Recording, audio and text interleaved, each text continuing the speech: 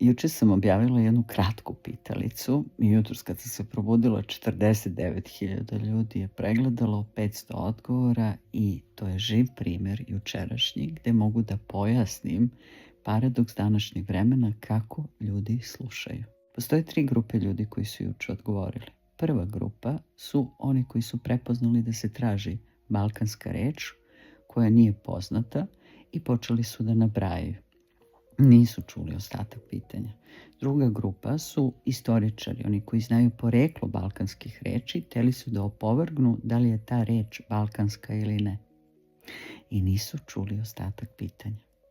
I treća grupa je ona koji su prepoznali jer su je osetili, jer su je proživeli, je reč koja pretvara unutrašnju transformaciju iz negativnog u pozitivno. Jer to je reč koju su prepoznali ljudi, koji su je proživjeli kroz život, koji su ostali moralni, koji su stameni, koji znaju šta ona znači. A ja sam kompletno objašnjenje ostavila i u videu i u priči. Većina danas ljudi uopšte ne sluša da bi razumela, već želi da se prepozna i da osjeti nešto da je prepoznata.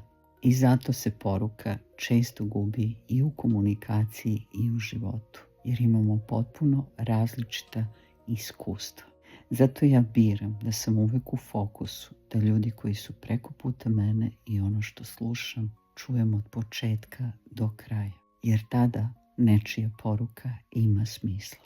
A vi ako želite, pogledajte jučerašnji video i povežite se ovim što sam sada rekla. Pitaću vas nešto. Koja je to balkanska reč koju imaju samo naši narodi i ne može da se prevede ni na jedan drugi jezik? Ne uči se u školama i ima neverovatnu moć transformacije negativnosti u pozitivnost. Da vas čujem.